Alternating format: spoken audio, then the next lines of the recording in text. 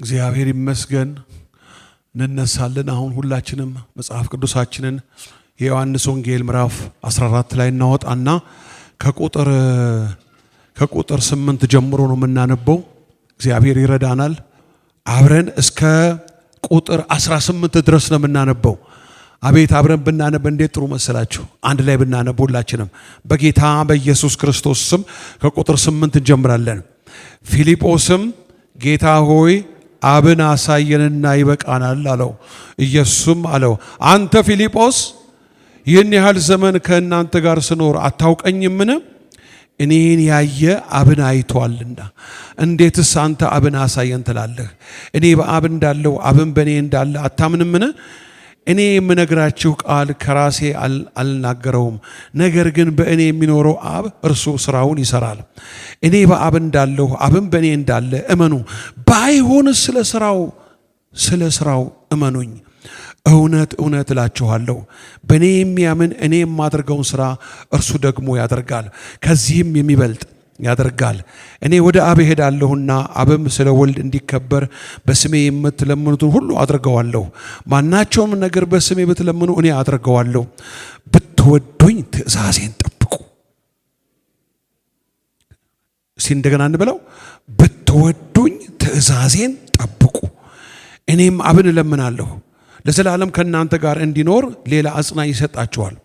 እርሱም ዓለም የማያውና የማያውቀው ስለሆነ ሊቀበለው የማይቻለው የእውነት መንፈስ ነው። ነገር ግን ከእናንተ ዘንድ ስለሚኖር በውስጣችሁም ስለሚሆን እናንተ ታውቁታላችሁ። ወላጆች እንደሌላቸው ልጆች አልተዋችሁም፣ ወደ እናንተም እመጣለሁ። እቺን ቁጥር 18 ትደገማለች ጮክ ብለን። ወላጆች እንደሌላቸው ልጆች አልተዋችሁም፣ ወደ እናንተ መጣ። እስቲ እንደገና እንድገመው። እስቲ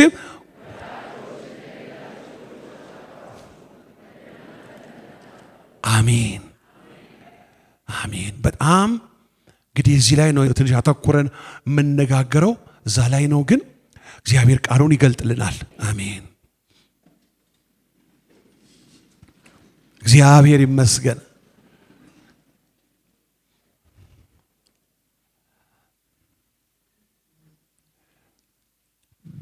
በመንፈሳዊ አካሄድ በመንፈሳዊ ሕይወት ጉዞ አኗኗር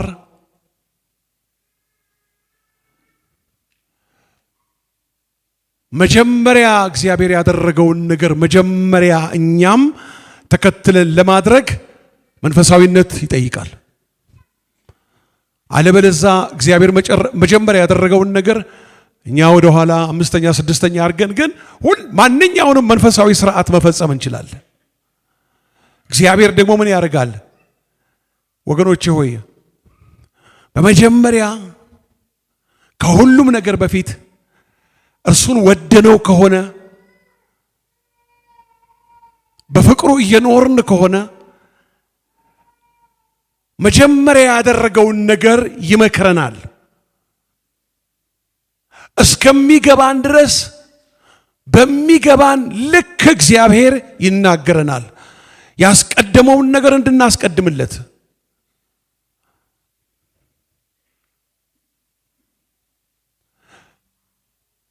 እግዚአብሔር ቀዳሚ ያደረገውን ነገር ቀዳሚ ለማድረግ በመጀመሪያ መንፈሳዊ ሕይወታችን መለወጥ ይፈልጋል። ወገኖቼ ሆይ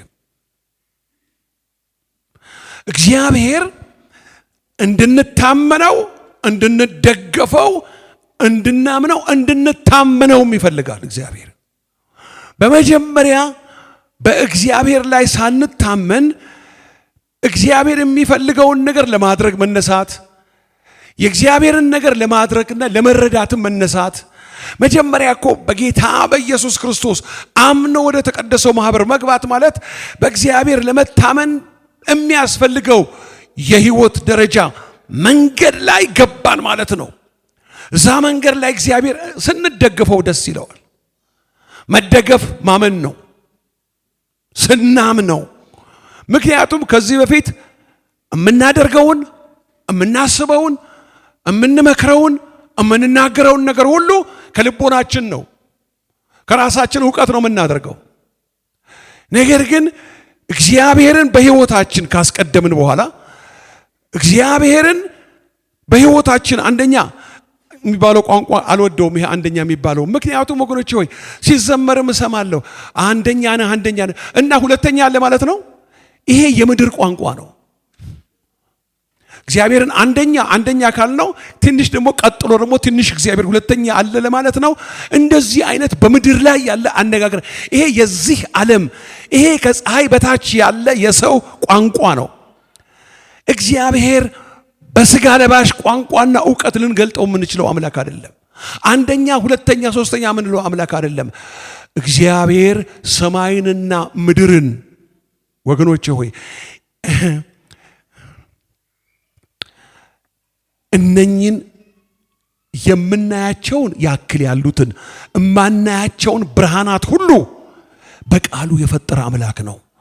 ጭንቅላታችን ይሄ የምናስብበት አምስቷ ምናምን ትንሿ ነች የምንጠቀምባት የምትባለዋ እሱን የፈጠራትን ልታውቀው አትችልም። ግን ወገኖቼ ሆይ ልናውቀው በገለጠልን ልክ ልንረዳው በገለጠልን ልክ እግዚአብሔርን እንድናመልከው ህብረት ከሱ ጋር እንድናደርግ እንድንገዛለት እንድንታዘዘው ይፈልጋል። አያችሁ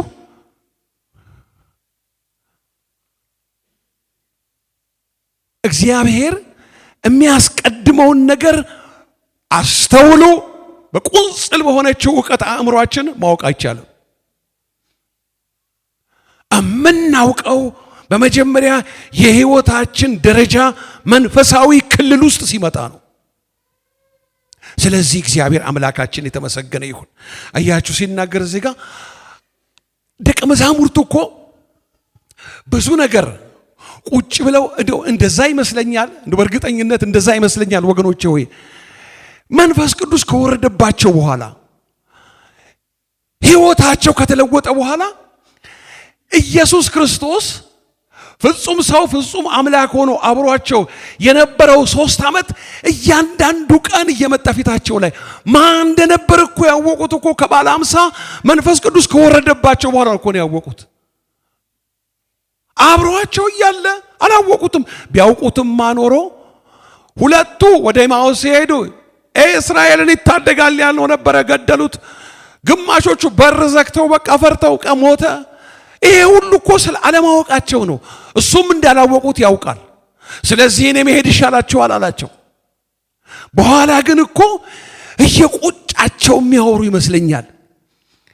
ለካ ነቢያቶች አባቶች በመዝሙሩ ዳዊት፣ ሙሴ፣ ነቢያቶች አባቶች ይናገሩለት የነበረው ስጋ ለብሶ መጥቶ ፍጹም ሰው ሆኖ ፍጹም አምላክ ሆኖ አብሮን ነበር። ለካ ወገኖቼ ሆይ ሰው እግዚአብሔር ካላበራለት የሚበራ ነገር የለም።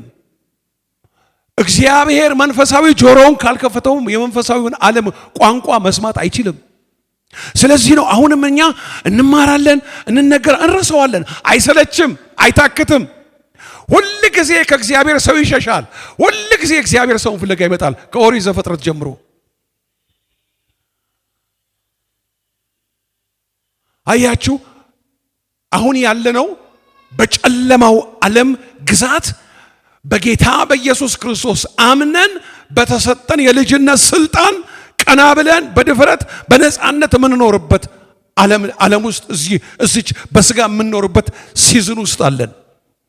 እግዚአብሔር በመጀመሪያ አስተውሉ ወገኖቼ ሆይ እግዚአብሔር በመጀመሪያ ሰውን ከፈጠረ በኋላ ጊዜያትን የሶላር ሲስተምን ከፈጠረ በኋላ ሰውን ያስቀመጠው በጊዜ ፍሬም ውስጥ ነው ያስቀመጠው።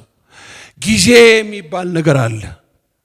እግዚአብሔር የፈጠረው ጊዜን የፈጠረው እግዚአብሔር ነው። ሲዝን የፈጠረው እግዚአብሔር ነው። ይሄ ሶላር ሲስተም ወቅቶችን የፈጠረው እግዚአብሔር ነው። ለማን ነው የፈጠረው? ለፈጠረው እግዚአብሔር ጊዜን ፈጠረ። እግዚአብሔር ጊዜን ሲፈጥር አዳምና ሔዋንን በኤደን ገነት አስቀምጦ እየጎበኛቸው ሲመጣ እግዚአብሔር ጊዜ የሚባለውን ነገር እንደዚህ ፈጥሮ ሲያስቀምጠው ከአዳምና ሔዋን ከኤደን ገነት ጀምሮ ከራፕቸር በኋላ ከ7 ዓመት መከራ በኋላ የ1000 ዓመት መንግስቱ እስከሚፈጸምበት ጊዜ ድረስ ያለውን ጊዜ እግዚአብሔር ፈጠረው። የ1000 ዓመት መንግስቱ ካለቀ በኋላ ነው ጊዜ የሚያልቀው። ከዛ በኋላ ነው ዘላለም ውስጥ። እግዚአብሔር ግን ጊዜን ሲፈጥር እርሱ ያለው ጊዜ ውስጥ አይደለም። እርሱ ጊዜን ፈጥሮ ያለው ዘላለም ውስጥ ነው ያለው። እግዚአብሔር ዘላለም ውስጥ ያለ እግዚአብሔር፣ ጊዜን የፈጠረ እግዚአብሔር በሰጠን ጊዜ ውስጥ ልናውቅ የሚልክልንን የሚያስረዳንን የሚናገረንን ነገር እንድናውቅለት ይፈልጋል እግዚአብሔር። አያችሁ፣ ሰው ሁል ጊዜ ከእግዚአብሔር የሚሸሽ ፍጥረት ነው። እግዚአብሔር ደግሞ ሁል ጊዜ እየተከተለ ሰውን የሚምር፣ የሚያቅፍ፣ የሚያጥብ፣ የሚቀድስ፣ የሚመልስ ነው። ይኸው ከዘፍጥረት ጀምሮ ይኸው መጽሐፍ ቅዱስን እግዚአብሔር ሁሌ ሰውን ይፈልጋል። የትኛውን ቦታ ተመልከቱ። ሰው ወደ እግዚአብሔር ፈልጎ ሲሄድ አይደለም፣ እግዚአብሔር ነው ሰውን ፈልጎ ይመጣው። ሲጠፋ ሰው፣ ሲስት ሰው። ለዚህ ነው ኢየሱስ ክርስቶስን ይላከልን። እኔና እናንተ እግዚአብሔር ረዳንና በጌታ በኢየሱስ ክርስቶስ አመንን፣ ከዘላለም ሞት ፍርድ አመለጠን። ግን ማምለጣችን፣ መዳናችን፣ ህይወታችን ዕለት ዕለት እንዲያድግ የእግዚአብሔር ፍቃድ ነው። ልጅ ወልዶ ልጁ እንዲያድግ የማይፈልግ ወላጅ አለ?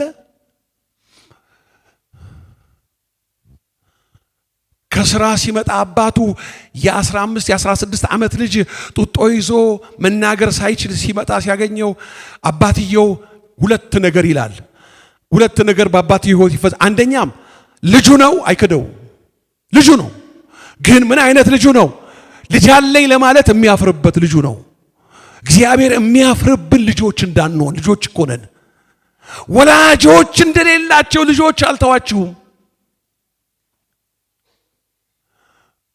24 ሰዓት ሰይጣን የሚልካቸው አጋንንቶች የሚጮሁብህ ትቶሃል ነው። ትቶሻል፣ ረስቶሻል፣ ትቶሃል፣ ትቶሃል፣ ትቶሻል፣ ረስቶሻል።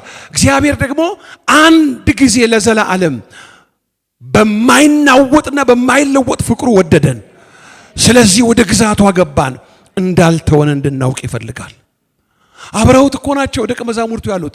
ፊልጶስ ጌታ ሆይ በቃ ታውቃላችሁ፣ ፊልጶስ የጠየቀው ጥያቄ በዓለም ላይ ያለው ሰው ሁሉ የሚጠይቀው ጥያቄ ነው። ጌታ ሆይ አብን አሳየንና። ይሄ እኮ ታውቃላችሁ በጣም በጣም በጣም የሚያሳዝንና በቃ የሚገርም ጥያቄ ነው። ጌታ ሆይ በቃ አብን አሳየን እንዴ! ወገኖች ሆይ አሳየን የሚለው እኮ በቅፉ ከነበረው ከአንዱ ልጁ ወደ ምድር መጥቶ ስጋ ከለበሰው ውጪ ዩኒቨርሱ በሙሉ እሱ ፊት መቆም ማየት አይችልም። የሁላችሁ አንድ ነገር ወገኖቼ ሆይ በክብሩ እግዚአብሔር ወደዚች ፕላኔት አርዝ ላይ ቢመጣ ወደ አለመኖር ነው የምትጠፋው ምድሯ።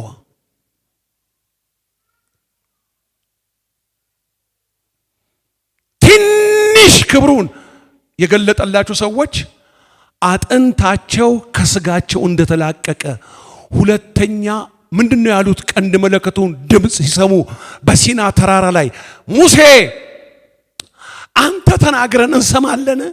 ይሄንን የሚያስፈር ምክንያቱም ነፍሳቸው ከስጋ እስከሚለይ ድረስ የሚያስደነግጥ ድምፅ እኮ ነው የመጣው። ተራራውን ሲያነቃንቀውና የቀንድ መለከቱን ድምፅ ሲሰሙ አንችልም አሉ። እሺ አሳየን የሚለው ምን ያህል አብሯቸው ያለውን እንደማያውቁት ወገኖቼ ሆይ ተመልከቱ። እኔን ስታየኝ አለ፣ እኔን ስታየኝ አባቴን ማየት አለመቻልህ እሱን እኮ የሚገርመኝ ነው እኮ የሚለው። እኔን ባየኸኝ ጊዜ እኮ አባቴን አይተው ነበረ፣ ግን እኔን ስታይ አባቴን አላየህም፣ አልቻልክም። እኔን ያየ እኮ አባቴን አይተዋል። አንድ የሚገርም ቃል አለ ዮሐንስ ወንጌል ምዕራፍ 10 ላይ እኔና አብ አላቸው። ቁርጥ አድርጎ ሲነግራቸው አንድ ነን። አስተውሉ። አሁንም ትምህርተ እግዚአብሔር ረድኤቱን ቃል ቢገልጥልን እኔና አብ አንድ ነን ነው እንጂ ያለው አንድ አይነት ነን አላለም። ኢየሱስ ክርስቶስ ወገኖቼ ሆይ ራሱን ዝቅ አድርጎ ሰው መሆኑ በምድር ላይ ኢየሱስ ክርስቶስ ዝቅ ብሎ መጥቶ ሰው ሲሆን አስተውሉ። ስለ እግዚአብሔር አምላክነቱ አልተቋረጠም። ፍጹም ሰው ነው፣ ፍጹም አምላክ ነው። መለኮቱን በስጋው ሸፍኖታል። ወደ ዓለም ሲገባ መባንና መስዋዕትን አልፈለክም፣ ስጋን ግን አዘጋጀህልኝ አለ። ወልድ የሚገባበትን ወገኖች ሆይ፣ ስለዚህ ፊልጶስ ምን አለ? ኢየሱስ ክርስቶስ በምድር ላይ ስጋ በለበሰ ጊዜ ከስላሴ ከአሃዱ ስሉስ አምላክ አንዱ መሆኑ አልተቋረጠም። መለኮትነቱ አልተቋረጠም። ገረመውና እንደዚህ ያላቸው፣ እኔን ማመን አቅቷችኋል? እሺ፣ ግን ሰው ከተፈጠረ ጀምሮ የሰው ልጅ የሚባለው ከተፈጠረ ጀምሮ ያልሰራውን ስራ አላያችሁ? ያደረጋቸው ድንቅና ተአምራት ቢጻፉ አላደለም ዮሐንስ? ምድር ይበቃል፣ መጽሐፍ ወረቀት አይበቃም እኮ የሚለው። ያን ሁሉ ሰው ስጋ የለበሰ ሰው ሊያደርገው የማይችለውን ነገር ካየህ አብን ልገልጠው እንደመጣው እኔ ደግሞ በእርሱ እርሱ ደግሞ በእኔ እንዳለ በዚህ አታምንም? አታውቅም? ስለ አባቴ ልመሰክርላችሁ እኮ ነው የመጣሁት።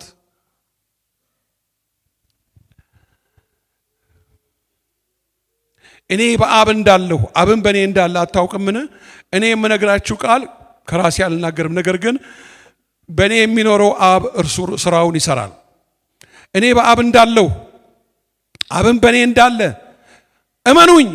ባይሆንስ ስለ ስራው እመኑኝ። እኔ በአባቴ አለሁ፣ አባቴ በእኔ አለ። እምሰራው እሱ ያለኝን ነገር ነው እምሰራው። አቃታችሁ ማመን? እሺ፣ ድንቁን ተአምራቱን ይሄን ሁሉ የማደርገው ስታዩ ቢያንስ በዚህ እንኳን ልታምኑ አትችሉም። አቤት ጌታዬ እንዴት አድክመነዋል።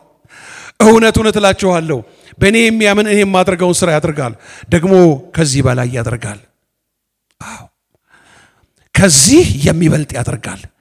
እኔ ወደ አብ ሄዳለሁ፣ አብም ስለ ወልድ እንዲከበር በስሜ የምትለምኑትን ሁሉ አደርገዋለሁ። ማናቸውም ነገር በስሜ ብትለምኑ እኔ አደርገዋለሁ። ከዚህ የሚበልጥ ነገር ያደርጋል ማለት አስተውሉ ወገኖቼ ሆይ፣ ኢየሱስ ከሰራው ስራ የበለጠ ታደርጋላችሁ አይደለም የሚለው። በብዛት መስራት ትችላላችሁ፣ በአይነት አይደለም። የገባችሁ እጃችሁን አሳዩኝ። ከዚህም የሚበልጥ ማለት በአይነት አይደለም፣ በስፋት ማለት ወጣ ጴጥሮስ እናንተ የሰቀላችሁት እግዚአብሔር የሞትን ጣር አስነስቶ ያስነሳው አሁን የምታዩት ይሄ እነሱ በአዲስ ቋንቋ የሚናገሩት ብላቴናውን ኢየሱስን አከበረው። በእርሱ በማመን የዘላለም ሕይወት እንደሚገኝ ጴጥሮስ ይሄንን ወጥቶ ሲናገር እነኚህ የነገረ መለኮት አስተማሪዎች 4 ደቂቃ ነው የተናገረው ይላሉ። በ4 ደቂቃ ምን ሆነ? 3000 ሰው በጌታ በኢየሱስ ክርስቶስ አምኖ ዳነ። ምንድነው እሱ? ይሄ በስፋት የተገለጠ ነው። እግዚአብሔር አምላክ የተመሰገነ ይሁን። ብትወዱኝ ትእዛዜን ጠብቁ። እወድሃለሁ ጠዋት ጌታ ኢየሱስ በጣም ነው የምወድህ ጥሩ ነው ማለታችን ግን ትእዛዙን በመጠበቃችን ነው የሚታወቀው። እኔም አብን እለምናለሁ ለዘላለም ከእናንተ ጋር እንዲኖር ሌላ አጽናኝ ሰጣችኋል፣ እርሱም ዓለም የማየውና የማያውቀው ስለሆነ ሊቀበለው የማይቻለው የእውነት መንፈስ ነው። ነገር ግን በእናንተ ዘንድ ስለሚሆን በውስጣችሁም ስለሚሆን እናንተ ታውቁታላችሁ። ወላጆች እንደሌላቸው ልጆች አልተዋችሁም። በቃ የመጨረሻው ይሄ ነው። በቃ ወገኖቼ ሆይ እንዴት ደስ እንደሚለን ነግራችሁ አልችልም። እስቲ አንድ ነገር ወላጆች የሌሏቸውን ልጆች ለኛ ሶሳይቲ እንግዳ አይመስለኝም አይደለም? ወላጅ እንኳን ሰው እንስሳ እንኳን ሳይቀር ለልጇ እንዴት እንደምትሆን ታውቃላችሁ?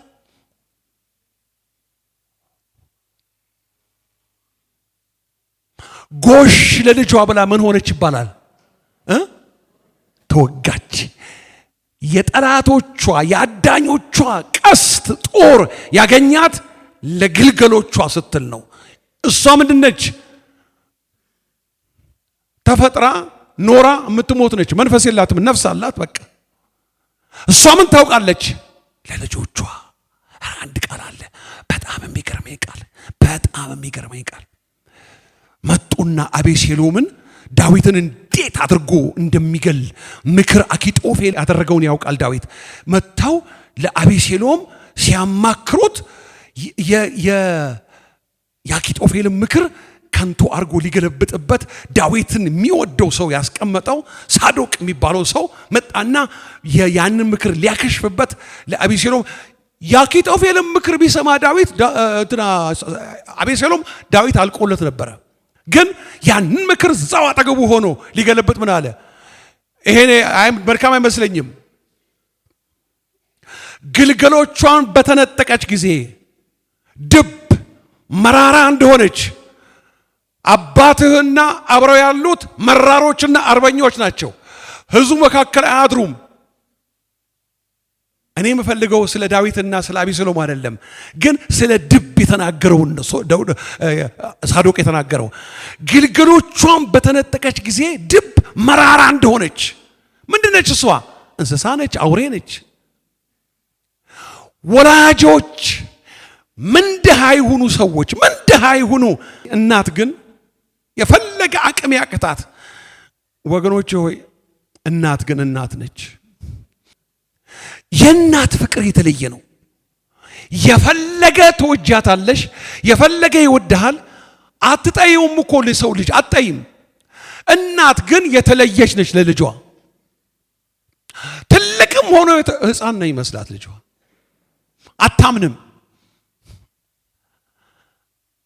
በምድር ላይ የሚያሳዝን ነገር ቢኖር ወላጆች የሌሏቸውና በተለያየ ሁኔታ ውስጥ የሚያድጉ የሚመች ቦታ እንኳን ቢያድጉ አይሆንም።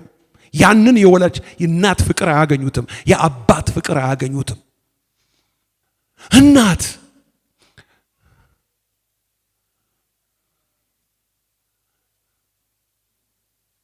እርቧት ታጎርሰዋለች ለልጇ። በቅቶት ከተወው በኋላ ትበላለች እንጂ ልጇን ሳታበላው አትበላም እናት።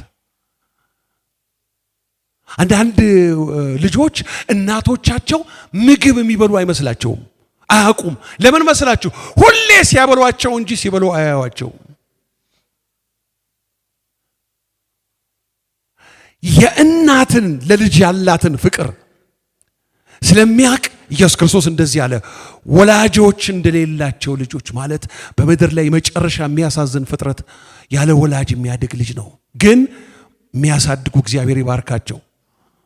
ፕሬዚዳንት መንግስቱ ኃይለ ማርያም እግዚአብሔር ይስጣቸው፣ ደግሞ እግዚአብሔር ይባርካቸው። ሕፃናት አምባ የሚባል እዚህ ወደ ምን ያህል ስንት ሺህ ልጆች ናቸው እዚያ ያደጉት። ብዙዎቹ ውጪ ሄደው ተምረዋል፣ እዚህም ማቃቸውም አሉ። ብዙ ልጆች አሉ። ሕፃናት አምባ ይባላል። ወላጆች የሌላቸው ሕፃናት የሚያድጉበት ቦታ ነው። ግን ማን እንደ እናት?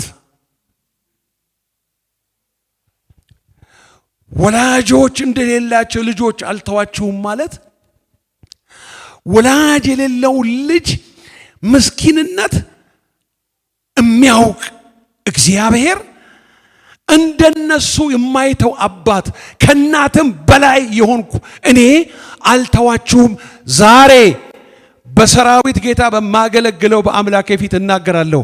እግዚአብሔር የተወህ የሚመስልህ፣ እግዚአብሔር የተወሽ የሚመስልሽ፣ በዚህ ጉዳይ ልብሽ ተሰብሮ ልብህ አዝኖ ያለህ የሰራዊት ጌታ እግዚአብሔር እንዲህ ይላል፣ አልጥልህም፣ አልተውህም። ለማይተው ጌታ ክብር ይገባዋል። አልጠውም። የተለየ መከራ፣ ልዩ ልዩ ጨለማ ውስጥ ስናልፍ፣ በልዩ ልዩ ጨለማ ውስጥ ስናልፍ፣ የሚያስቸግር ነገር ውስጥ እናልፋለን፣ የሚያም ነገር ውስጥ እናልፋለን፣ ግራ የሚያጋባ ነገር ውስጥ እናልፋለን። በዛን ጊዜ ወዲያው ቶሎ ከተፍ የሚል ድምፅ አለ። ቢተውህ ነው እንጂ ታዲያ በዚህ ውስጥ የምታልፈው። ባይተውህ ኖሮ እዚህ ውስጥ ገባ ነበር። ባይተውህ ኖሮ ይሄ ባይተውሽ ኖሮ የሚል የድምፅ ብዛት ይመጣል። አትስማሙ። እንደው አንድ ነገር በጌታ ፍቅር ነው የምለምናቸው ስለ ኢየሱስ ክርስቶስ እጅግ በጣም በጣም ከባድ ስለሆነ እግዚአብሔር ትቶኛል የሚል ቃል ካፋችሁ እንዳይወጣ። እንደው አልቅሱ፣ እንደው አግሮምሩ አልቅሱ፣ እንደው የፈለጋችሁትን በሉ እንጂ ይሄንን ቃል ካፋችሁ እንዳታወጡት። እኔ እባክህ ትቶኛል። ይኸው ልንገራችሁ፣ ከብዙ ሚሊዮን ብር በላይ ለሰይጣን ድግሱ ነው። ጮክ ብላችሁ ላይ ተወኝ ቃል ገብቷል በሉ አንድ ጊዜ። እውነት ነው፣ እውነት ነው ወይ? ላይ ጥለን ቃል ገብቷል እግዚአብሔር። ይሁላችሁ አያችሁ፣ እችን ስንፍና እንድንናገርለት ካፋችን ሰይጣን ይፈልጋል። ትተዋል። ጠዋት ማታ ስንሄድ መንገድ ላይ ቁጭ ብለህ ስትበላ ትተዋል፣ ትቶሻል፣ ረስቶሃል፣ ትተዋል፣ ረስቶሃል፣ ትቶሻል፣ ባይተውህማ ሲል አንድ ቃል በሉ፣ ላይ ተወኝ ቃል ገብቷል በሉ። በቃ ላይ ተወኝ ቃል ገብቷል። ይጥል ይተው ይረሳ ዘንድ እግዚአብሔር ሰው አይደለማ። ሰው ምን ይሆናል? ጊዜ አይቶ ይለወጣል። ከአቅም የተነሳ ሊተውህ ይችላል። ከተቸግሮ ተጨንቆ ሊተውህ ይችላል። በቃ ሊተው ከፈለገም ሊተውሃል። ጥሎሽ የሄደ ሰው አለ። ጥላ የሄደች ሴት አለች። ጥለው የሄዱ ሰዎች አሉ። አንድ ነገር እርግጠኛ ነኝ በዚህ ማለዳ ስማ ወንድሜ፣ ማይተው አባት በዙፋኑ ላይ አለ። ማይተው አባት በዙፋኑ ላይ አለ። ስሙ ለዘላለም የተባረከ ይሁን። እሺ ተመልከቱ። በቀን 3 ጊዜ እያመለከ እየሰገደ እየተነሳ አምላኩን ያለ አንዳች ነቀፋ የሚያገለግል ሰው ወደ አንበሶች ጉድጓድ እንዲጣል ተፈረደበት። ሰው ሁሉ በከተማ ያለው ምን ይላል? ይሄ ልጅ እንደው እግዚአብሔርን የሚያመልክ ነበረ። አይ ተወው፣ አምላኩ ተወው። ምን ነው? እረ ለተራቡ አንበሶች ሊሰጥ ነው አሉ። ሁሉ ሰው እንደተተወ እና እንደተጣለ ዳንኤልን በሚያይበት ሰዓት ላይ ከተወሰነ ደቂቃ 24 ሰዓት አልሞላም፣ ምሽቱን ተጣለ። ጠዋት ንጉሱ መጣ። ያ ሁሉ ጊዜ የምታመልከው አምላክ ያድን ዘንድ ችሏልን? አዎ 1000 ዓመት ንገስ አለው መጀመሪያ። ከዛ በኋላ አምላኬ መልአኩን ልኮ የአንበሶቹን አፍ ዘጋለው። ይሁላችሁ እግዚአብሔር ትቷታል፣ እግዚአብሔር ትቶሻል በተባልሽበት ሰፈር መንደር ላይ እግዚአብሔር ከሷ ጋር ነው ልትባይ፣ እግዚአብሔር ለክብሩ ባደረገው ነገር ላይ የትዕግስትን መንፈስ ይስጥሽ። እግዚአብሔር የትዕግስትን መንፈስ ይስጥህ። እግዚአብሔር አትቸኩሉ ወገኖቼ ሆይ። አባቶቻቸው አሉ፣ ታላላቆቻቸው አሉ፣ ካህናቱ አሉ፣ ቀሳውስቱ አሉ፣ ሁሉም አሉ፣ ፓስተሮቹ አሉ፣ ወንጌላውያኖቹ ሁሉ ተሰብስበዋል። ታዲያ በሰው አገር ላይ ነው ምን እናረጋለን ሲባል አንሰግድም አሉ። እናንተ ልጆች በቶን የሚነድ እንደ እቶን የሚነድ እሳት አለ። እምቢ ካላችሁ ደግሞ አለ ንጉሱ ተናዶ 7 እጥፍ አድርገዋለሁ አለ። ይኸው ሲሄዱ ወደ እቶኑ እሳት ሊጣሉ የሚያዩ እስራኤላውያን ሁሉ ምን የፈረደባቸው፣ ምን እግዚአብሔር የተዋቸው፣ ምን ከእግዚአብሔር ጋር የተጣሉ፣ ምን እግዚአብሔር የጣላቸው የተዋቸው ሰዎች ናቸው ብሎ የፍርድ የትችት የነቀፋ ቃል በላያቸው ላይ እንደ ዝናብ ወርዶ ሊሆን ይችላል። ነገር ግን ከጥቂት ጊዜ በኋላ የምናመልከው አምላካችን ሊተወን ፈልጎ እንኳን በመቃጠላችን የሚከብር ከሆነ እሺ ይከብራል እግዚአብሔር። ነገር ግን ብንቃጠልም እንኳን ባያድነንም እንኳን ላንተ ላቆምከው ምስል እንደማንሰግድ እወቅ የሚሉ አምላካቸውን የሚያስከብሩ ቆመው አንሰግድም ብለው የታዩት በዱራ ሜዳ ላይ ሳይሆን አስቀድመው በጓዳ ከአምላካቸው ጋር ተስማምተው የቆሙ ሰዎች ጓዳ ያልካድከው አምላክ ነው አደባባይ የምትቆመው። በጓዳ ከአምላክ ጋር ከተስማማህ ነው አደባባይ ላይ ቆመ መናገር የምትችለው። ወገኖቼ ሆይ ሲመለሱ ግን በዛ አገር 127 አገር ላይ የነኝን ልጆች አምላክ የማያመልክ ሰው የሚል አዋጅ ከመውጣቱ በፊት ግን የሚታለፍ መንገድ አለ። ምን አቋም የሚባል ነገር አለ፣ ውሳኔ የሚባል ነገር አለ። አምላካቸውን በአቋምና በውሳኔ ሲያስከብሩት 127 አገር ላይ የሲድራቅን የሚሳቅ የአብድናጎን አምላክ የማያመልክ ሰው ቤቱ የጉድፍ መጣያ ይሆናል። ደግሞ ምን ይቃጠላል ቤቱ የነሱን አምላክ ተብሎ ሊባል መጀመሪያ ግን ይኸው ተመልከቱ ወገኖቼ ሆይ ኢየሱስን መርጣችሁ ብልጥ ሆናችሁ እንደ ብልጣብልጦች ነገሮችን ማለፍ ስትችሉ፣ ነገር ግን እግዚአብሔር ከኔ ጋር አለ፣ የሚያየኝ አምላክ አለ፣ እግዚአብሔር አይተወኝም ብላችሁ በቆማችሁ ሰዓት ላይ እግዚአብሔር በእናንተ ሊወራረድ ከሰማይ እግዚአብሔር እንዲህ አይነት ልጅ አለችኝ ሊል በእናንተ ምክንያት ሌሎች ወደ ግዛቱ ሊመጡ ታውቃላችሁ። አቋም ባላቸው ልጆች ምክንያት፣ ውሳኔ ባላቸው ልጆች ምክንያት ብዙ ሰዎች ኢየሱስ ያድናል ሳይባሉ በጌታ በኢየሱስ ለማመን ብድግ ብሎ መጥተዋል። ምንድነው እሱ ሚስጥሩ ብትሉ፣ አቋም ያላቸው ሰዎች በዘመናት ሁሉ ውስጥ አምላካቸውን ያስከብሩታል፣ ያከብሩታል፣ ያስከብሩታል። ምክንያቱ አንድ ነው ወገኖቼ ሆይ እግዚአብሔር በምድር ላይ ለሁለት ነገር ያኖረናል። ወይ ሰው እኛን አይቶ ሊሰናከል፣ አለበለዚያ እኛን አይቶ ነው ምን ሊል ጌታን ሊቀበል።